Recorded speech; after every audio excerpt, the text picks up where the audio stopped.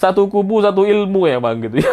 Memang kelompok orang-orang yang nggak ngerasa bersalah dan nggak mau mengakui kesalahannya. Atau ketika mereka melakukan kesalahan-kesalahan, ya mereka nggak mau menganggap bahwa itu adalah sebuah kesalahan.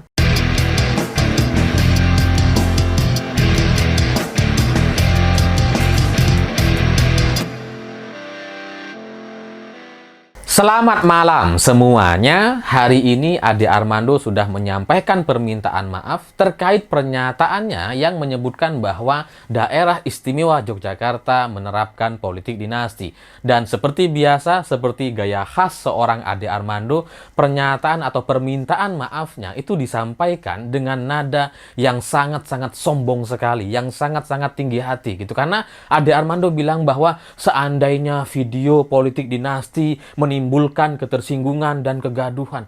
Seandainya. Orang udah tersinggung, bukan seandainya. Ini faktanya hari ini. Gitu. Orang udah mau demo ke tempat PSI, ke kantor PSI di Jogja, itu bukan seandainya. Itu fakta bahwa banyak orang tersinggung dengan pernyataan Ade Armando. Dan kalau setelah itu dia bilang bahwa pernyataan itu adalah murni pandangan saya, pandangan politik saya, dan bukan pandangan PSI, nggak ada hubungannya sama PSI. Ini otaknya Ade Armando kayaknya masih kececer kayaknya. Lah kan dia caleg PSI. Dia politisi PSI, dia caleg di sana. Makanya kemudian orang-orang protes kepada PSI, protes kepada kantor PSI. Kalau Ade Armando ada di Yogyakarta, ya mereka akan protes kepada Ade Armando. Coba aja datang ke Jogja kalau nggak percaya, gitu kan.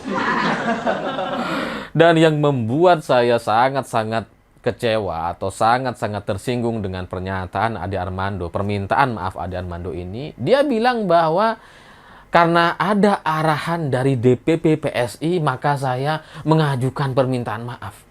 Jadi permintaan maafnya itu karena ada arahan dari DPP PSI. Bukan karena kesadaran dia bahwa apa yang dia sampaikan itu adalah kesalahan. Dia nggak nyadar atau nggak mau mengakui kesalahannya. Makanya kemudian dia bikin rangkai kata bahwa itu adalah pandangan politik saya pribadi. Katanya gitu ya. Tapi karena DPP meminta bahwa dia untuk minta maaf, makanya dia kemudian minta maaf. Ini kan licik sekali. Orang-orang kayak gini sangat-sangat licik gitu. Karena dia nggak mau mengakui kesalahannya. Kalau dia nggak mau mengakui kesalahannya, ya buat apa kita mau berbicara lagi sama orang-orang kayak gini? Untuk apa kita hormati orang-orang kayak Ade Armando ini gitu? Emang nggak mau ngaku salah gitu. Mirip seperti lagu Suketeki. Wong salah ora gelem ngaku salah. Ini Ade Armando ini. Satu kubu, satu ilmu. Di kelompok mereka kan kayak gitu semua gitu ya. Udah salah tapi nggak ngaku salah. Nggak merasa bersalah. Undang-undang diubah lewat MK, lewat paman, dengan intervensi keluarga. Mereka nggak merasa salah gitu. Nggak ada pelanggaran yang kita lakukan. Padahal vonis MK sudah diberikan. Mereka tetap ngerasa nggak bersalah. Kemudian aturan di KPU yang seharusnya ada debat capres-cawapres, kemudian ini dihapus, debat cawapresnya dihapus, dan semuanya adalah debat capres-cawapres, semuanya hadir dua-duanya gitu ya. Mereka juga ngerasa bahwa, oh nggak ada yang salah. Ini satu kubu, satu ilmu ya Bang gitu ya. Memang kelompok orang-orang yang nggak ngerasa bersalah dan nggak mau mengakui kesalahannya. Atau ketika mereka melakukan kesalahan-kesalahan, ya mereka nggak mau menganggap bahwa itu adalah sebuah kesalahan. Orang-orang yang nggak tahu terima kasih, orang-orang yang arogan dan sombong sekali, orang-orang yang ya merasa bahwa dia dan mereka itu bisa hidup sendiri, bisa berdiri sendiri tanpa bantuan orang lain. Lihat aja, mirip Ade Armando gitu. Yang gayanya gaya-gaya meremehkan gitu ya. Ya dia minta maaf gitu ya dengan bahasa yang masih sangat sombong sekali. Ya, karena mungkin dia dididik seperti itu di PSI. Karena maklum saja, ketua PSI atau Kaisang itu kan memang memberikan contoh-contoh untuk meremehkan segala hal. Meremehkan permintaan maaf. Kalau kita berkaca kepada kasus Ade Armando gitu ya, yang selama ini kerap memfitnah atau menyerang Ibu Megawati.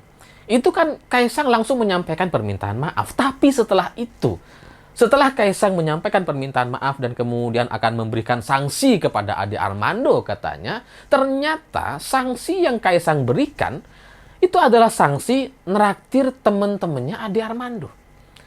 Ini kan meremehkan gitu, merecehkan permasalahan yang sebenarnya sangat-sangat harus perlu diseriusi. Ini permasalahan yang sangat fundamental, tapi kemudian direcehkan gitu. Seolah-olah permintaan maaf itu nggak penting gitu ya.